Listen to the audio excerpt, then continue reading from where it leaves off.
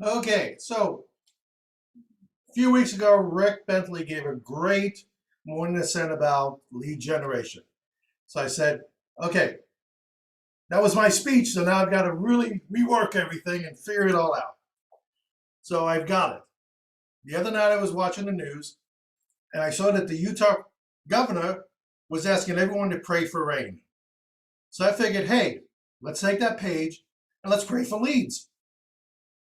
Okay, closing affirmations. Let's go. No. Okay, so seriously. So Rick did a great job. So I had to think outside the box and go, okay, what are other ways to generate leads? So the first thing to remember is there are two types of people in this world.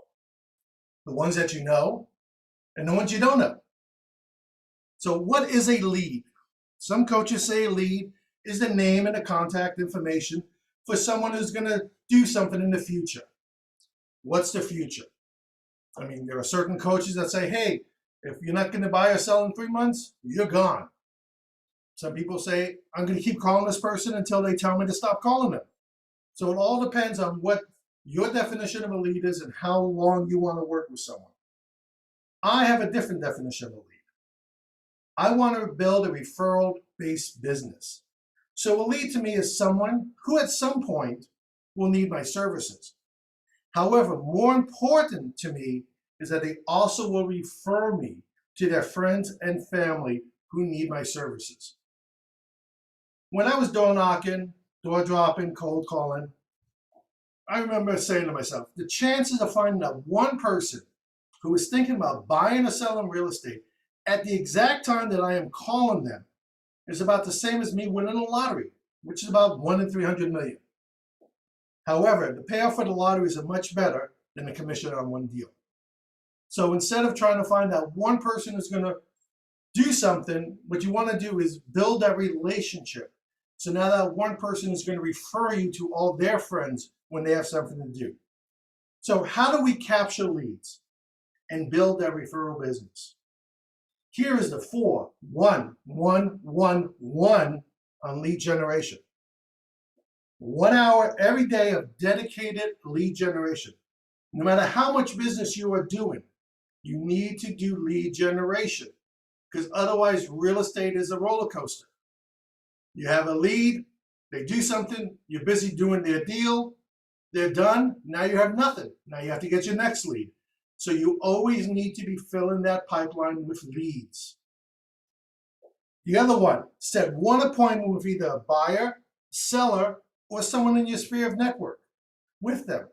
Each one is important if you are looking to build a referral business.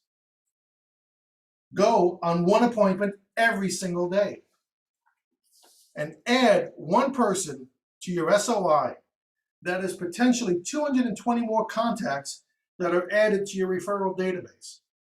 On the average, you should have one closed sale for every 10 people in your database. That's an additional 22 deals a year just from building relationships. I was reading an article about Ron Howard. No, not Opie, from Mayberry. Ron is a Baltimore-based broker and team leader. In 2016 and 2017, Ron's team closed 533 and 470 transactions without following the conventional sales advice. Instead, they focused on building great relationships. Friends, not funnels. They became Baltimore's leading real estate team. They build their sphere of influence through charity and service rather than passing out business cards. It's not really service to the transaction. It's service to the relationship. Ron says we want to build a network that people actually want to be part of. The whole idea of this is relationships to people, not the transactions. Contrary to popular belief, you do not need to burn your relationships. You don't need to use robotic scripts or contact people a magic number 33 times to score referral business or grow your SOI. But you need to step up and own you as a realtor, which also happens to be the best possible thing you can do for your real estate business. So who belongs in your SOI?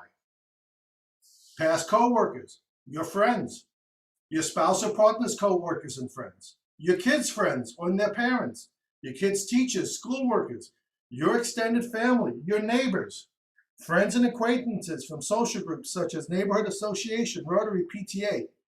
When my kids were in school, from elementary school through high school, I was the only man on the PTA board. But you know how many deals I got out of that? I got a lot of deals because people knew me and they trusted me to help them through their business. And just not the deals of people I work with, but also referrals from those people. And I still get them today.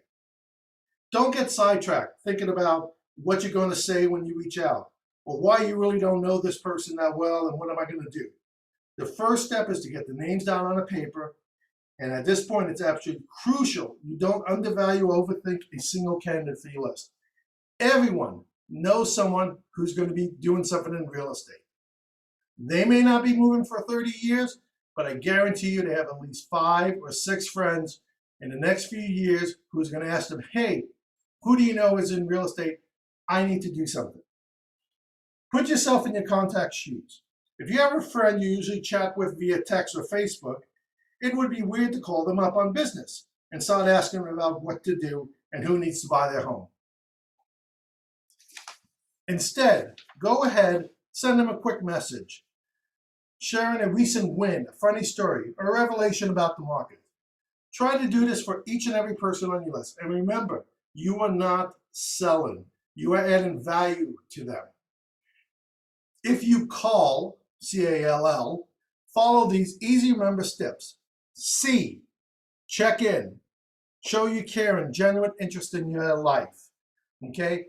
You want to build that relationship. You're not just calling for business. You want to know how the family's doing, how the kids are doing, congratulate them on their kids' graduation, on their baseball games.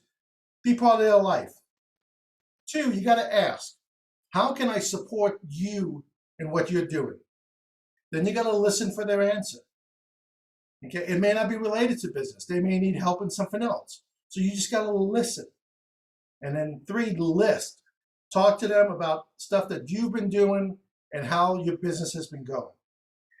Comment on their Facebook post, not just a like or a heart. Truly engage with people.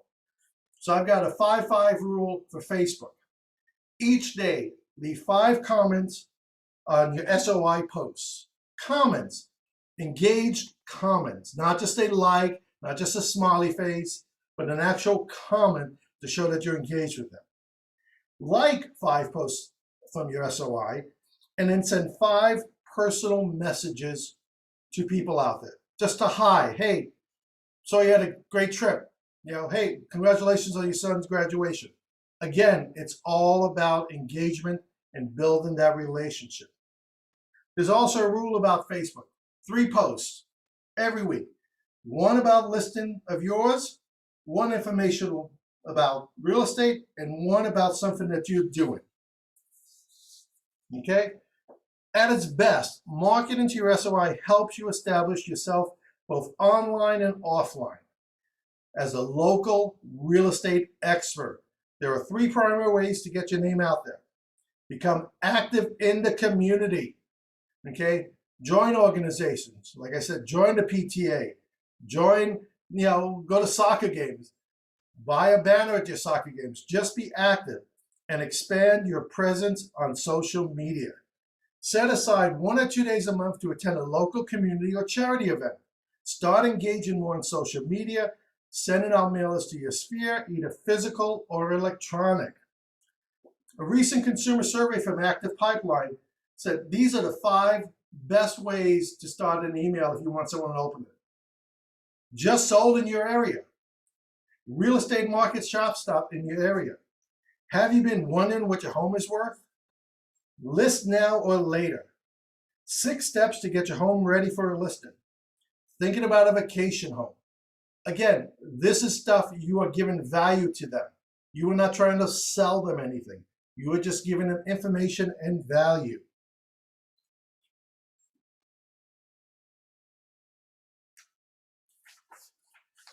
If you like to door knock, remember, always come with something of value. You want to show them that you are the neighborhood expert.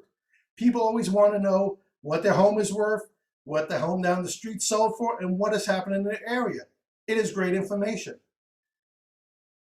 People, remember, they do not care about how many homes you sold or that you are at top of whatever in your company or area. Remember, people don't care about you until you show you care about them. If you enjoy open houses, ask questions about them. Where are they from? How long have they been looking? What are they looking for? Do they have an agent?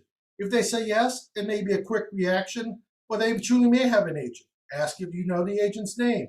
If they come back with a name, acknowledge it and let them know that you are here if they have any questions. Create video content. This is the biggest thing right now these days. Create video content of things in your neighborhood. Review local stores and restaurants. Post on Facebook with videos, Instagram, YouTube, and yes, even TikTok. It is amazing how many realtors are out on TikTok and they actually have really good content. I've been watching it and it's truly amazing what I see out there. Take a video tour of your listing. Put it out there. Let everyone know. Remember, it's always about value. Like Dr. Rick says from the Aggressive Commercials, what you had for lunch today is not of value. No one wants to hear that. Okay, so give them something of value. You can sponsor local events such as park fairs, school concerts, volunteering, helping organizations, charity events, giving presentations on topic or expertise at a community college, hosting a podcast, or like one of our California agents, host a radio show. She has a lot, and the radio show is not just about real estate. It's about life. It's about everything else that's going around in her neighborhood, and she actually is very successful at doing that. Again, it does not need to be about real estate. It's important to brand yourself as the local realtor who gives back to their community. So whatever method you use, remember, be consistent and always put relationship and service aspect first.